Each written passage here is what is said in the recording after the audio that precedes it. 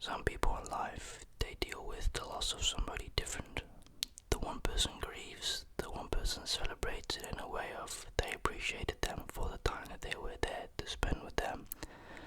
And some people like me to this day still try to figure it out. Why this person? Why did he or she have to go, right? Welcome to today's video. Today is a beautiful, beautiful Saturday. And today I wanted to speak about a very important friend, person that I lost today, 10 years ago, due to an accident. So let me know down in the comments below if you've ever lost a loved one. It could be to gun violence, it could be to them just passing away tragically or naturally. My parents were in New York City, 2012, for about a week or two, and my brother and I were all home alone.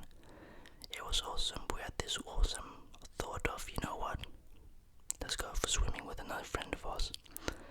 So, my brother had made steak with egg that night.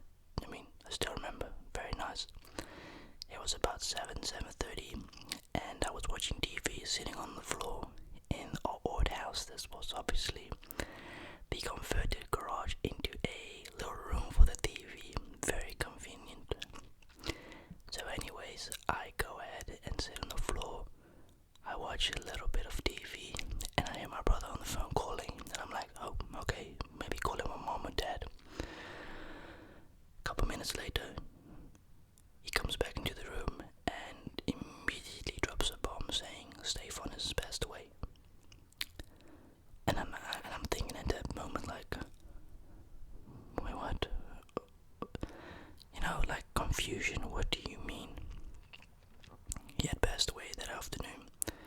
We'd only find out a few hours later, but he had passed around in 2 o'clock, and we only got to find out a few hours later because, well, his parents had to find out that then, through that, they told us and this and this and that. And I was only 10 at the time, so I had just lost my granddaddy recently, a year before. I was still coping with that, and very difficult. I've lost some people. I've lost about 4 people in my life. Yep. And you know that feeling, if you've ever been through a feeling like that when somebody tells you something, your heart drops. Like an anchor from a boat, drops all the way to the ground as fast as possible. And you've got this feeling of my heart's broken. That is the unfortunate thing that I had that night when he had passed away. Stefan was a phenomenal dude, a humble guy, somebody that you guys would love if he was still here to this day. Somebody that I would have probably introduced on the channel, probably make a mukbang with, something like that. And I watch the Shrek movie sometimes because it resembles him. Prince Charming from Shrek looks identical, but didn't have the ego like Prince Charming. No, it was the exact opposite, to be very honest with you guys. The kid was amazing. He was only 20 years at the time when the incident occurred. So, basically what had happened, he had just gotten his bike license, and I'm pretty sure he didn't have a car license. I could have sworn he didn't, but it didn't matter. He had just gotten his bike license, you can imagine being very excited. The same thing with your car license, you get your car, you go drive out, do your own thing, because you're independent and you're allowed to drive legally on the road. He probably had the exact same thought, and his brother had a bike already. And they thought, you know what, let's go ride out, let's go to Belgium, Luxembourg. So they did. And well, they never returned both home. Only one of the brothers returned home. And yeah, that's the story basically. Now you can only imagine what his parents must feel like every single year, having to think of the 22nd of October. It's horrible, because he was very close to us. You see, you've got to realize and understand, I didn't grow up around children of my age. I grew up around the big boys, basically. My brother got introduced to them, and that's how I got introduced to them. We used to go work out, we used to go to parties together, we used to do this and that, go to the beach together. It was a very tight friendship, and believe it or not, still till this day, years and years later, we still have contact with the majority of the dudes. You've gotta understand that most of them got families now, so it's understandable that the content is less intense as it used to be. Look, one thing I had to find out the hard way was when Stefan had passed away. Something happened to the group. He was a very important bond within the group. Now obviously I was just a kid, so the unfortunate thing about me just being a kid and not being a teen like their age, 15, 18, 20, is I didn't get to know them from an out-of-point experience, meaning I didn't get to know them with the partying and stuff, because obviously I was 6 and 8 at the time. I wasn't allowed to go to the beach and drink and, smoke, because, they used to smoke. Some of them used to smoke that Zaza, so, mommy and daddy didn't want me to be around that. No. But everyone in the group is dope. But Stefan, to this day, if you would like to know my brother, my actual brother, he's never changed his profile picture on WhatsApp. Never. For the past 10 to 12 years, he has never, not even once, single-handedly changed his profile picture on WhatsApp. Loyalty at its finest, I suppose. It's a sad time. It's a sad day. I've had to cope with losses in my life. Friendships disappear. But this one hurt the most due to the fact that he was a one of a kind. People always say, my friend, such a humble person. Nah, this guy was different. If you didn't know him personally, you would look at him and think, oh, he's very handsome, but he's probably got an ego. You would probably think that, without a doubt. But once you got to know him, he was very much the opposite. He was totally not egoistic at all. Interesting fact, he had a girlfriend at the time before he passed away. This was in May, June, July 2012. I don't know her name, but I do know that one of her sisters went to my school as a sub-teacher. She won the 2012 The Voice of Holland. And you may be thinking there's no goddamn way. Yes, Iris Tomatoes, I think you gotta search that name up and it pops up, 2012 Voice of Holland. They used to be his girlfriend, Stefan's girlfriend, and I'd only seen them a few times. But his family is amazing as well. I went to his grave a few months back ago with my mom. We were gonna pick up a package, or had to drop off a package. We drove past him, and I said, Mom, could we just stop for a few seconds afterwards and just, I haven't been to his grave in a few months, I would like to just check it out. We stopped there, and I just got emotional for some unknown reason. I just started crying my tears out, because does it maybe sound weird if I say I can still feel his presence till this day? I talk to him sometimes. It's the same with my granddaddy. He isn't here. It's been 12 years exactly. But yet I feel his presence.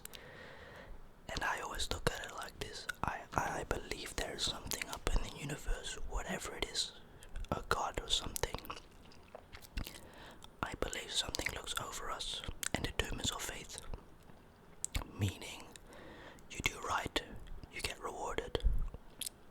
You do wrong, you don't get rewarded in a sense of way. So tonight will be a very special night.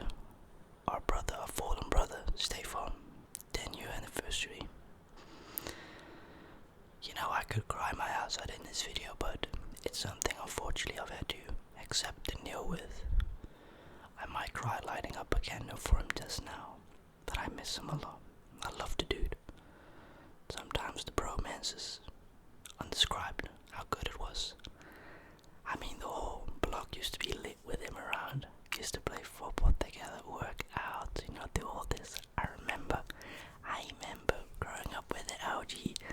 I'm tired of using technology. I used to, that was such an awesome thing as a child or growing up the 2000s, getting introduced to flip phones and, this and that, which are now called trap phones, ironically. They used to trap in the days, but I've only got positive things to say about him, and yes, it hurts till this day. If you gotta ask me, yes, I don't.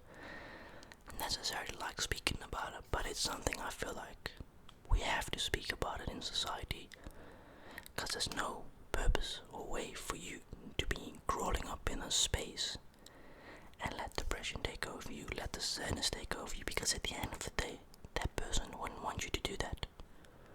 I look at it like this: I could cry about him every day, but would he want that?